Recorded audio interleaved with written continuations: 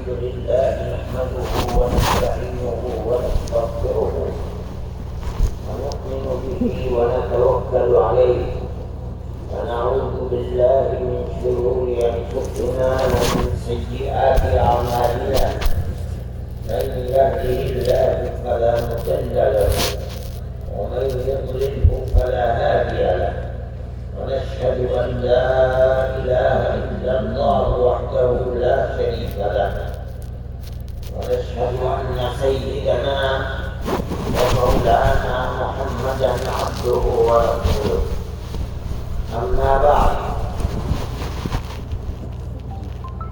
مهمان خصوصی مولانا حذیفہ صاحب بستانوی امتحان لینے والے حضرات اس مدرسے کے ذمہ دار علماء اور اس جلسے کے اندر قرب و جواب کے شریک ہونے والے مہمانان کرام،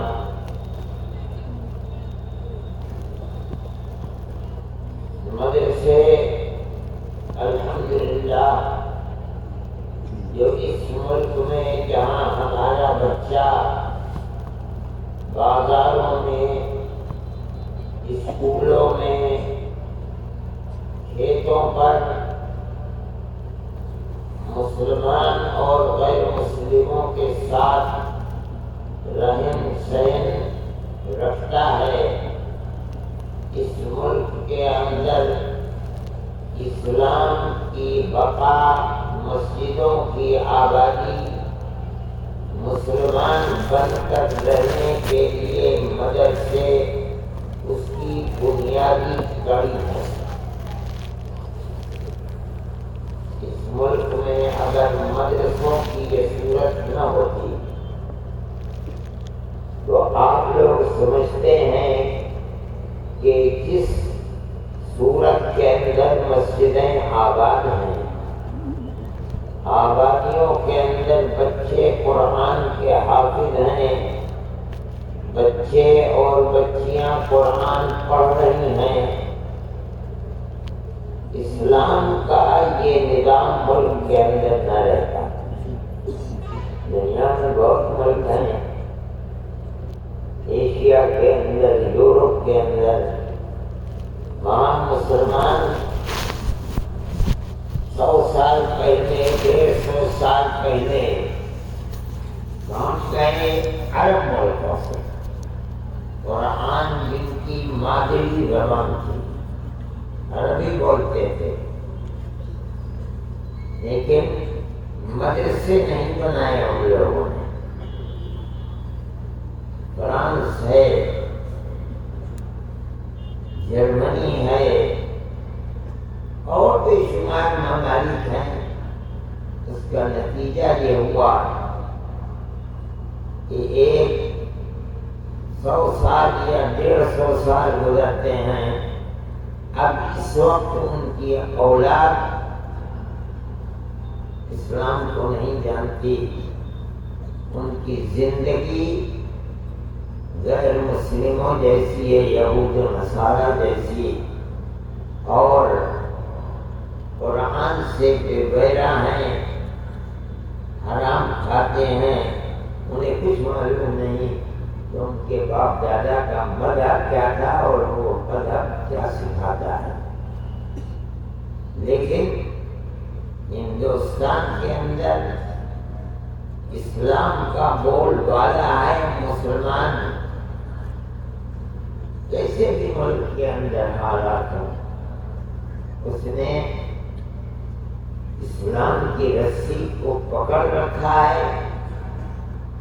اس کی صورت سے، مسجد کی طرف جانے سے ہر دیکھنے والا سمجھ جاتا ہے کہ یہ مسلمان ہے۔ اس کا مطلب یہ ہے کہ وہ کسی اسلامی درسگاہ سے وابستہ رہا ہے۔ آپ کی یہ بستی جہاں یہ مدرسہ ہے، بڑے بڑے علماء کی بستی ہے، اور قریب میں گنگو ہے، تھانہ بھون ہے، نانو کا ہے، یہ جتنے مدرسے پرانے آپ کو نظر آ رہے ہیں، یہیں کے علماء اور اکابر کا چرچا ساری دنیا تک پہنچا ہے، اور سبب اس کا مدرسے ہیں۔ ہمارے دیکھتے دیکھتے اس آپ کے قصبے کے اندر علماء کا چرچا ختم ہو گیا۔ جن لوگوں کا ڈنکا دنیا میں بجتا تھا سب ایک ایک کر کے ختم ہو گئے۔ ہم دیوبند سے آتے ہیں، راستے میں نانوتے سے گزر کر آتے ہیں، آج کوئی بھی ایسا آدمی نہیں ہے آپ کے اس قصبے کے اندر ایک بھی ایسا عالم دین نہیں ہے جس کا چرچا دنیا میں دور کی بات ہے آپ کے اس صوبے کے اندر بھی ہو، آپ کے ضلع کے اندر بھی ہو۔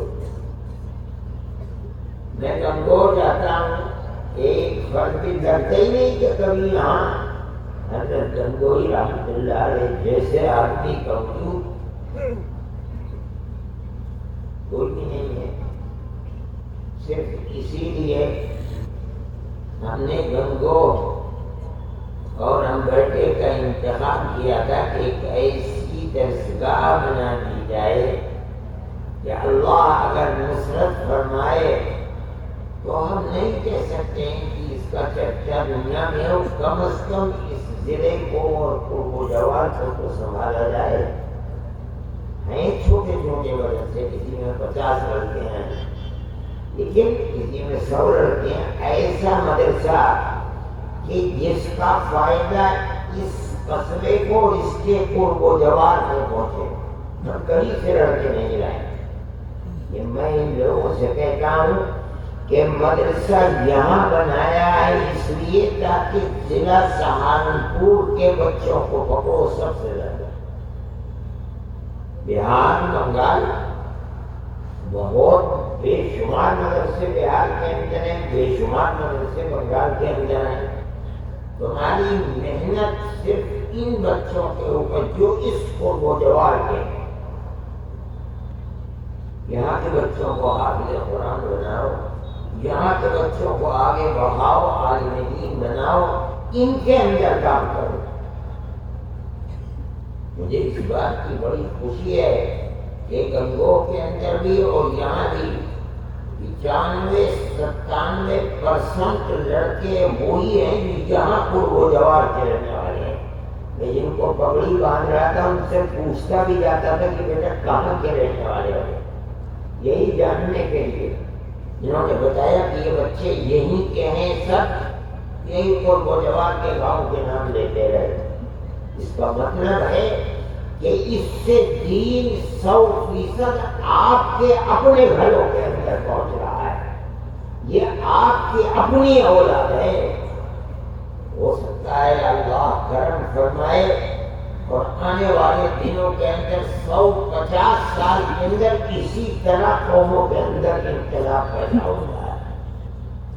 آپ کے گھر میں جائیں گے، ان کے بھائی بہن ماں باپ دیکھیں گے، ان کو قرآن سے تعلق ہوگا، ان بچوں کی شادی بیاہ ہوگی، ان سے اولاد جو پیدا ہوگی وہ دین کی طرف کھینچے کہ انہوں نے اپنے باپ کو دیکھا ہے وہ یہ کرتا تھا، لہذا اولاد بھی ہے۔ قرآن تو اللہ کی کتاب ہے، کوئی قرآن ہی اللہ کی کتاب نہیں ہے۔ بے شمار انبیاء ہوئے ہیں اور بہت سے انبیاء کے اوپر قرآن کتاب اللہ کی اتاری گئی ہے۔ قرآن کہتا ہے ہم نے حضرت داؤد علیہ نبینا علیہ الصلوۃ والتسلیم کو زبور دی، وآتینا داؤد زبورا۔ قرآن کہتا ہے ہم نے حضرت موسیٰ کو تورات دی، وہ بھی اللہ کی کتاب ہے۔ حضرت عیسیٰ کو انجیل دی، وہ بھی اللہ کی کتاب ہے۔ ہمارے آقا حضرت محمد صلی اللہ علیہ وسلم کو قرآن عطا فرمایا، وہ بھی اللہ کی کتاب ہے۔ مگر اللہ نے کسی کتاب کی حفاظت کی ذمہ داری خود اپنے اوپر نہیں لی۔ قرآن کہتا ہے بِمَسْتُغْفِرُوا مِنْ کتاب اللہ، وہی علماء جو پڑھتے پڑھاتے تھے انہی پر ذمہ داری دی گئی کہ اللہ نے یہ کتاب دی ہے، تمہارے اوپر ذمہ داری ہے، تم اس کی حفاظت کرو۔ حفاظت نہیں کر سکے، 2-4 نسلیں 5-10 نسلیں چلی، اللہ کی کتاب کی حفاظت نہیں ہو سکی۔ اس کے اندر کمی اور زیادتی ہو رہی ہے۔ ایک کتاب صرف قرآن ہے، 1400 سال پہلے جیسی تھی آج بھی ویسی ہی ہے، ایک بھی زیر و زبر کا فرق نہیں ہے۔ اور اللہ نے حفاظت فرمائی، اس کا کیا مطلب ہے؟ یہ نہیں کہ آسمان سے فرشتے اتارے جائیں گے وہ حفاظت کریں گے، نہیں، اللہ تعالی اپنے بندوں کے دلوں میں ڈالتے ہیں کہ حفاظت کرنے کے لیے اپنی اولاد کو قرآن سے وابستہ کر دو، یہ ہے طریقہ۔ اگر آپ اپنے بچے کو اسکول کے اندر بھیج دیتے، بی اے کرتا، انجینئر بن جاتا، ڈاکٹر بن جاتا، لاکھوں کروڑوں روپے کماتا، اسی دنیا میں آپ اپنے بچے کو اسکول میں نہ بیٹھ کر مدرسے میں بھیجتے ہو حفظ قرآن کے لیے، اور یہ سمجھتے ہو کہ یہ بچہ حافظ ہو جائے گا، اپنی آخرت بھی آباد کرے گا اور ہماری آخرت بھی آباد ہو جائے گی۔ لوگ یہ کہتے ہیں ارے بھائی ہمارے بچے حافظ ہیں، ہماری تمنا ہے جب موت آئے تو یہ بچے اپنے ہاتھ سے ہمیں اپنے قبر کے اندر کر دیں، ہماری مغفرت ہو جائے گی۔ یہ اللہ کی کتاب کی وہ اہمیت ہے کہ اللہ خود محافظ ہے، اس کا مطلب ہے کہ اللہ اپنے نیک بندوں کے دلوں میں ڈالتا ہے کہ اپنے بچوں کو حفظ قرآن پر لگاؤ، کہ بچے آپ کے سامنے بیٹھے ہوئے ہیں۔ میں کہتا ہوں بہت بڑی بڑی امتیں ہیں، حضرت عیسیٰ علیہ السلام کی امتیں جنہیں ہم عیسائی کہتے ہیں، دنیا میں مسلمانوں سے زیادہ ہیں عیسائی، مسلمان اس کے بعد ہیں، اور یہودی اس سے بعد ہے، وہ تو بہت کم ہے۔ لیکن آپ اگر چراغ لے کر ڈھونڈیں کہ کوئی عیسائی انجیل کا حافظ مل جائے، آپ کو حافظ نہیں ملے گا۔ کتاب بھی موجود ہے، اس کتاب کے ماننے والے بھی مسلمانوں سے زیادہ موجود ہیں دنیا کے اندر، اور جن کو سپر پاور دنیا میں کہا جاتا ہے وہ ہیں عیسائی۔ لیکن آپ چاہے جہاں چلے جائیے آپ کو کوئی انجیل کا حافظ یا کوئی یہودی تورات کا حافظ نہیں ملے گا۔ اللہ نے اس کی حفاظت کی ذمہ داری اپنے اوپر نہیں لی ہے۔ اِنَّا نَحْنُ نَزَّلْنَا الذِّكْرَ وَإِنَّا لَهُ لَحَافِظُونَ، ہم نے قرآن کو اتارا اور ہم اس کے محافظ ہیں۔ اب مسلمان کتنے حافظ ہیں؟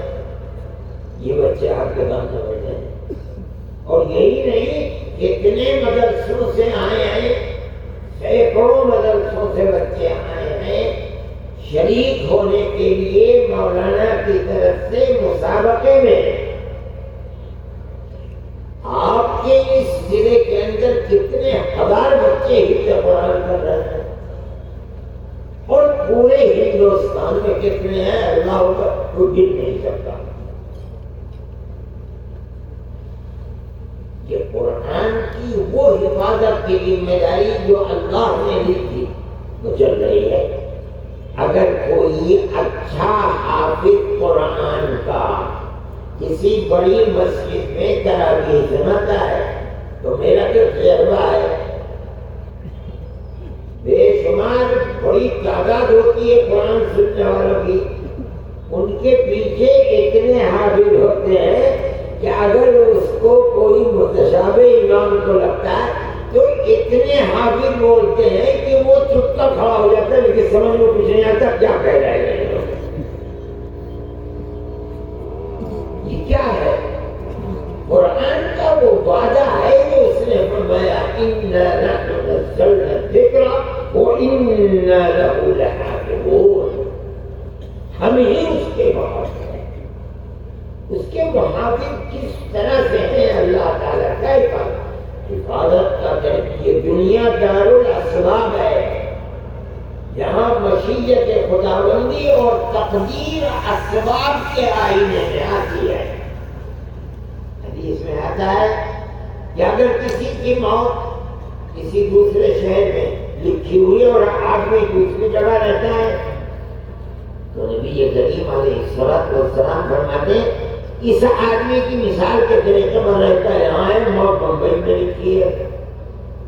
تو اب تقدیر خداوندی کیسے ظاہر ہوگی؟ یہاں رہنے والے کے کوئی کام نکلے گا جس کی وجہ سے اسے بمبئی جانا ہوگا. تقدیر خداوندی اسباب کے آئینے میں ظاہر ہوتی ہے. وہ وہاں جائے گا اور اللہ کی بنائی ہوئی تقدیر آئے میں موت ہو جائے گی. اللہ نے حفاظت کی ذمہ داری دی ہے. اب وہ اپنے بندوں کے دلوں میں ڈالتا ہے کہ قرآن سکھلاؤ بچے کو، قرآن سیکھو. وہ اللہ کا حکم کہ ہم محافظ ہیں. خدائی مجھے لگتا ہے یہ اتنے بچے چھوٹے چھوٹے بڑے بڑے بیٹھے ہوئے ہیں ان کے دل میں ڈالیا کہاں سے آیا؟ کیسے یہ چیز پیدا ہوئی؟ ہم تو قرآن کریں گے. چھوڑ دو ان کے ماں باپ کے دل میں کیسے پیدا ہوئی؟ اللہ نے پیدا کی اس وعدے کو پورا کرنے کے لیے. یہ بہت بڑی سعادت کی بات ہے. قرآن کی حفاظت دل کے اندر محفوظ رکھنا، پھر قرآن کی تلاوت، یہ آپ کا کام ہے. آپ نے انہیں حفظ کرایا. اب آپ کا کام اول تو اساتذہ ان بچوں سے روزانہ تلاوت کرائیں، عادت ڈالیں، بتلائیں. کم سے کم 1 سپارہ 2 سپارے روزانہ پڑھا کریں. حضرت مانوی رحمۃ اللہ علیہ آپ کے برابر میں تھے. مشہور ہے کہ صبح کو فجر کی نماز کے بعد وہ نکلتے تھے ٹہلنے کے لیے. اتنی دور جاتے تھے کہ واپس ہونے تک ایک پوری منزل کی تلاوت کرتے تھے. روز کا معمول تھا. ان بچوں کے لیے یہ ضروری ہے کہ اساتذہ اور جب یہاں سے گھر جائیں ماں باپ کا فرض ہے روزانہ قرآن لے کر بیٹھا لے تلاوت. قرآن ہاتھ میں رہے بہت اچھی بات ہے. نہیں تو میں مدرسے والوں سے کہا کرتا ہوں، اس سال انہوں نے نہیں بتایا، اس سے پہلے سال میں بتایا تھا کہ کتنے لڑکے ہیں جنہوں نے حفظ قرآن اور دور کرنے کے بعد ایک دن میں صبح سے شام تک قرآن پورا سمجھ لیا. اگر آپ نے اتنا یاد کرا دیا ان بچوں کو کہ یہ ایک دن میں پورا قرآن استاد کو سنا دیتے ہیں، اس کا مطلب ہے کہ اتنا یاد ہو گیا کہ مرتے وقت تک ہم قرآن کو بھولے گا نہیں. اول تو پڑھنا چاہیے روزانہ، اگر خدا نخواستہ نہ بھی پڑھے اس عمر میں اتنا یاد کر لینا قرآن کو، یہ دلیل اس بات کی ہے کہ اگر نہ بھی پڑھے گا تو بھولے گا نہیں. یہ طریقہ ہے. قرآن بڑی عجیب و غریب کتاب ہے. نبی کریم علیہ السلام کی امت یعنی ہمارے پاس تو یہ کتاب ہے، اللہ نے دی ہے.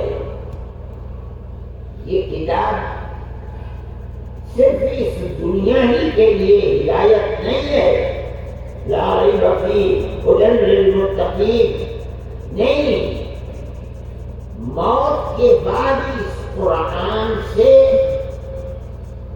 مرنے والے کو اللہ کی قربت، اس کی رحمت کی قربت، مغفرت، یہ قبر اس کے لیے نور کا گھر بنتی ہے قرآن کی وجہ سے۔ نبی کریم علیہ السلام نے فرمایا ہے، اور سب لوگ جانتے ہیں کہ مرنے والا جب مرتا ہے تو اس سے 3 سوال ہوتے ہیں۔ حدیث سے پتہ چلتا ہے 4 سوال ہوتے ہیں۔ سب سے پہلا سوال من ربک، تیرا رب کون ہے؟ اگر وہ مسلمان ہے، اللہ کو اپنا رب مانتا ہے، نماز پڑھتا ہے، روزہ رکھتا ہے، اللہ سے رات اور دن بھیک مانگتا ہے، جانتا ہے کہ اللہ ہے، زمین و آسمان کا مالک ہے، ربی اللہ، میرا رب تو پالنہار، مجھے پالنے والا تو اللہ ہے، بتا تیرا دین کیا ہے، وہ نہ دین ہوگا۔ اگر مسلمان ہے تو خدا میرا دین اسلام ہے، یعنی اللہ اور اس کے رسول کے ہر حکم کے سامنے سر جھکا دینا، یہ اسلام کا مطلب ہے۔ میں تو اللہ اور اس کے رسول کا تابعدار ہوں، یہی میرا دین ہے۔ تیسرا سوال ہوتا ہے وَمَا هَذَا الَّذِي بُعِثَ، یہ کون ہے جو تمہارے پاس بھیجا گیا تھا؟ یہ بعض لوگ کہتے ہیں نبی کریم علیہ السلام کی مبارک صورت سامنے لائی جاتی ہے۔ بعض لوگ کہتے ہیں کہ مرنے والے کی قبر سے لے کر نبی کریم علیہ السلام کے قبر تک جو زمینیں ہٹا دی جاتی ہے، دیکھتا ہے کہ آپ آرام فرما رہے ہیں تو کہتا ہے آدھا محمد رسول اللہ، یہ تو اللہ کے نبی محمد ہیں۔ تو اب ایک چوتھا سوال ہوتا ہے، یہ بتا تو نے انہیں پہچانا کیسے؟ کیا مطلب ہے؟ تو میرے سہارنپور میں پیدا ہوا تھا، یہ تو مکہ معظمہ میں پیدا ہوئے تھے، مدینہ منورہ میں رہتے وہاں اللہ کے پاس پہنچ گئے، تو نے تو کبھی دیکھا بھی نہیں، تو 1400 سال کے بعد پیدا ہوا، تو نے انہیں پہچانا کیسے؟ یہ چوتھا سوال ہے۔ اب دیکھیے وہ جواب کیا دے گا مومن۔ نبی کریم علیہ السلام فرماتے ہیں کہ وہ جواب دے گا ایسی بات مجھ سے قرأت کتاب اللہ وصدقت بہ، ارے میں نے تو دنیا میں جس کتاب کو لے کر لے آئے تھے اللہ کی کتاب، میں نے تو اس کتاب کو پڑھا تھا، اس کے پڑھنے کی وجہ سے میرا رشتہ ان کی ذات سے ایسا مضبوط ہو گیا کہ میری آنکھوں نے کبھی نہیں دیکھا، لیکن میرا دل یہ کہتا ہے یہ وہی رسول ہے جن کی کتاب تو پڑھا کرتا تھا۔ میرا تو ایمان ہے ان کی رسالت کے اوپر۔ یہ جواب دے دیا اور مضبوط جواب فرشتوں کو مل گیا۔ تو اب حدیث میں آتا ہے، فرماتے ہیں کہ آواز آئے گی، یہ پتہ نہیں آواز کس کی ہے، لیکن جب وہ آواز آئی تو پتہ چلا کہ کہنے والا کون ہے۔ آواز آئے گی صدق عبدی، میرے بندے نے بالکل سچا جواب دیا۔ اب پتہ چلا بندہ کس کا ہے، اللہ کا۔ اللہ فرمائے مت پوچھو، ہو گئی بات، ختم ہو گئی، میرے بندے نے مکمل جواب سچا اور صحیح دیا ہے۔ افرشوہ من الجنت والبسوہ من الجنت، جنت کا لباس لاؤ اور اسے پہنا دو، جنت کا بستر لا کے اس کے قبر پر بچھا دو۔ اس لیے قرآن پڑھتا تھا، اس پر ایمان لایا تھا، اس کے ایمان کا صدقہ یہ ہے، قرآن پڑھنے کا صدقہ یہ ہے کہ قبر کی منزل تو اس کی آسان ہو گئی، ختم، پوری آخرت ختم۔ قیامت کے دن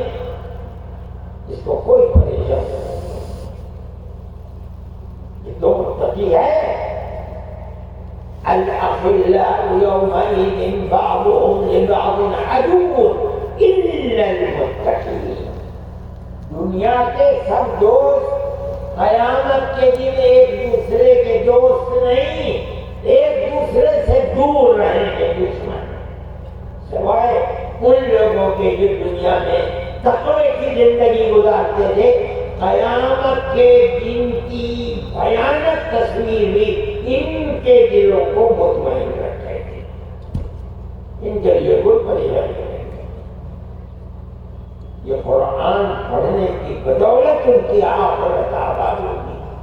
میرے بھائی، آپ حضرات کو بہت بڑا یہ مسابقہ ہے، اور اس مسابقے کی وجہ سے جہاں ان حضرات کی محنت اور کوشش سامنے آتی ہے، پر یہ بات بھی سامنے آتی ہے اور بڑی خوشی کی ہے کہ بے شمار مدارس جگہ جگہ گاؤں گاؤں قرآن کی تعلیم کا کام کر رہے ہیں اور محنت اور لگن کے ساتھ کر رہے ہیں، تبھی تو یہ نتیجہ کا سامنے آتا ہے۔ اللہ ان حضرات کی بھی اس عمل کو قبولیت سے نوازے اور ترقی عطا فرمائے، اور مدرسوں کی اس خدمت کو بھی اللہ بہترین حل عطا فرمائے اور مدرسوں کو ترقی سے نوازے، اور اس امت کے گھر گھر میں حفاظ قرآن پہنچے، اور اس طرح دینی ماحول دن بدن بڑھے اور ترقی کرے۔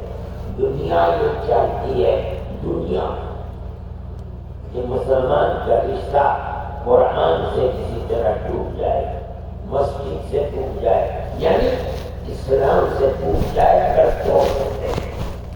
یہ مدارس جو کسی گورنمنٹ سے امداد نہیں لیتے، آپ لوگوں کی حلال کمائی سے چلتے ہیں۔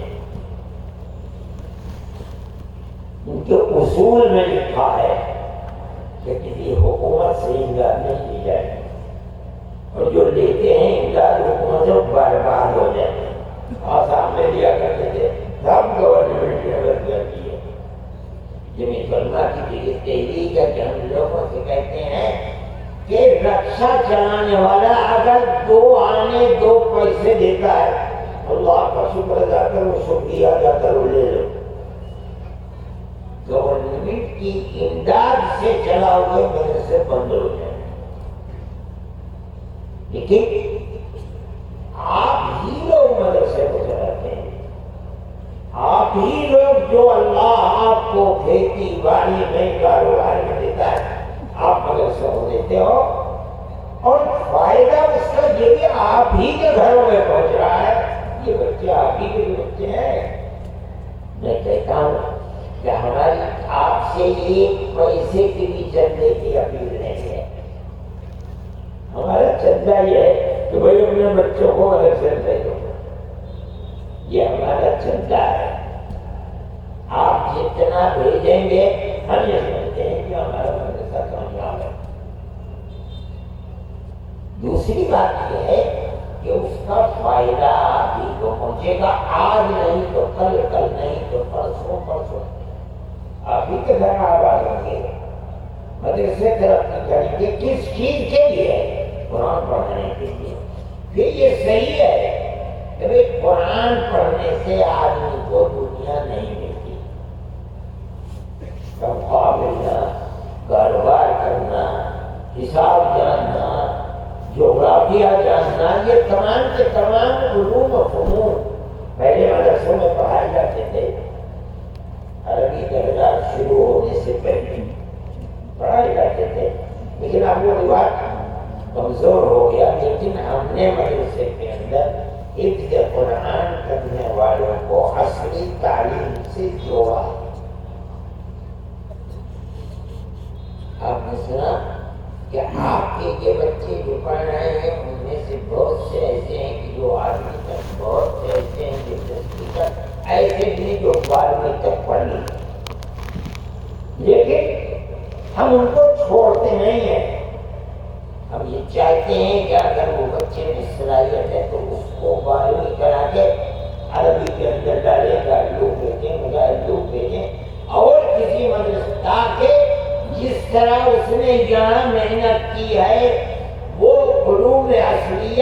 دنیا کے علوم ہیں ان میں بھی محنت چاہیے. فارغ ہونے کے بعد اللہ نے کیا فرمایا قرآن میں، اللہ کے نبی نے کیا ہدایت دی حدیث میں، جاننے کے بعد اب اگر وہ ڈاکٹر بننا چاہتا ہے ڈاکٹر بن جائے، انجینئر بننا چاہتا ہے انجینئر، اور مفتی بننا چاہتا ہے مفتی بن جائے، جو جی چاہے کرے، مگر اتنا سیکھ لے اتنا پڑھ لے کہ کل موت کے وقت یہ جانے کہ وہ کون ہے اور زبان اور دل سے لا الہ الا اللہ محمد رسول اللہ کہتے رہے. مدرسوں کا یہی مقصد ہے اور کچھ نہیں. میرے بھائی میں تو آپ کا بہت شکر گزار ہوں کہ آپ اپنے بچوں کو بھیجتے ہیں، مگر جتنے بچوں کو مدرسوں میں بھیجتے ہو اس سے زائد نہیں. کوئی چیز نہیں ہے کہ آپ دنیا کے علوم نہ پڑھیں، ہم اس کے مخالف نہیں ہیں. آپ پڑھائیے، پہلے اس کو پڑھیں. یہ تمام جو مسابقات کی کوشش ہے وہ یہی ہے کہ بچے یہ پڑھیں. پڑھنے کے بعد کیا پڑھتے ہیں، کالج کے اندر جو چاہیں پڑھیں، ہم اس کے مخالف نہیں. اپنی دنیا اور آخرت کو آباد کر لو. اپنی روح کا تعلق اللہ کی کتاب اور رسول اللہ کے فرمان حدیث سے کر لو. یہ بات دنیا بڑی ہوئی ہے، ہم بھی آپ کو مددگار ہیں. ہم آپ کے بچوں کو گاڑی چمچمی سے پڑھا یہاں بھی اور گنگوں میں بھی، آپ جہاں چاہیں وہاں بچے پڑھوائیں. بہت خوشی کی بات ہے. آپ نے دیکھا کہ آپ کے بچے کا علوم میں وہ نمبر آئے. ہم نے جو یہاں اساتذہ رکھے ہیں وہ بھی ایسے ہیں جو دارالعلوم کے اندر بڑے امتیازی نمبرات سے پاس ہوئے تھے. دارالعلوم میں ٹریننگ دی انہیں پڑھانے کی، وہ یہاں جو پڑھا رہے ہیں. یہ تو آپ کے بچے دارالعلوم میں پوزیشن لے کر کے کامیاب ہو رہے، وہ در حقیقت انہیں لوگوں کی تعلیم کا نتیجہ ہے. جس طرح پڑھانا چاہیے محنت کر کے عربی کو اس طرح پڑھاتے ہیں، ان بچوں کو مزاج کے اندر تعلیم گھر کر جاتی ہے. پھر وہ دارالعلوم میں جاتے ہیں تو اعلیٰ نمبرات سے پاس ہوتے ہیں. نکل کر کے میدان میں آئیں گے، جس مدرسے میں بیٹھیں گے اسے چار چار لگائیں گے. یہی تو سلسلہ ہے کامیابی کا.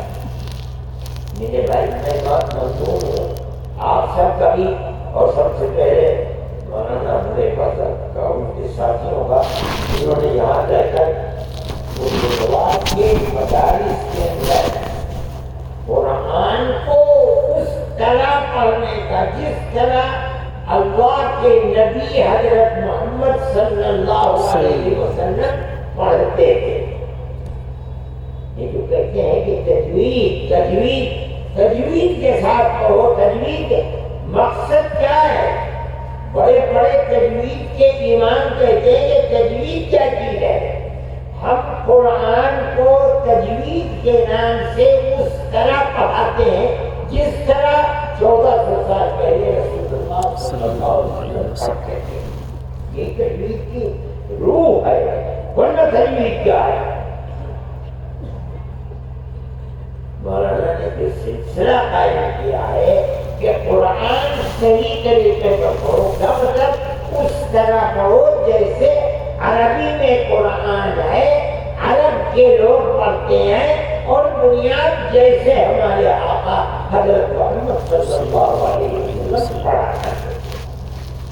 اور یہ نہیں پڑھتے تھے کہ بس تعلمون سنتے رہو اور اس کے بعد سرمایہ نہیں. حرفن ایک ایک لفظ الگ الگ ہوتا ہے. جس طرح عربی میں پڑھا جاتا ہے اسی طریقے پر پڑھتے تھے، اسی کا نام تجوید ہے. تو بڑی عجیب و غریب چیز ہے کہ آپ مختلف مدارس کے بچوں کو جمع کرتے ہیں، تلقین کرتے ہیں، صحیح پڑھاؤ قرآن. کیا مطلب؟ اس طرح پڑھاؤ جیسے وہ ذات والا کتاب جس پر اللہ نے قرآن کو اتارا تھا، وہ جس طرح ترتیب کے ساتھ قرآن تو اسی طرح قرآن پڑھاؤ۔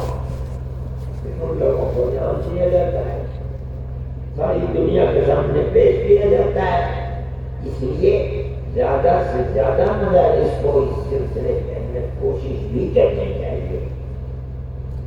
اللہ تعالیٰ تمام مدارس کو ترقی عطا فرمائے، آمین۔ ہمارے مدرسوں کو بھی ترقی سے نوازے، آمین، اور دین کی خدمت اور قرآن شریف کی خدمت کرنے کی صحیح توفیق عطا فرمائے۔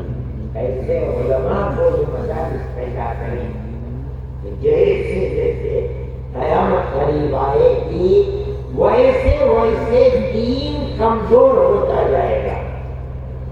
اللہ ایسے افراد کو پیدا کرے جو کمزور ہوتے ہوئے دین کو اوپر بڑھائے، انہیں ترقی دلائے،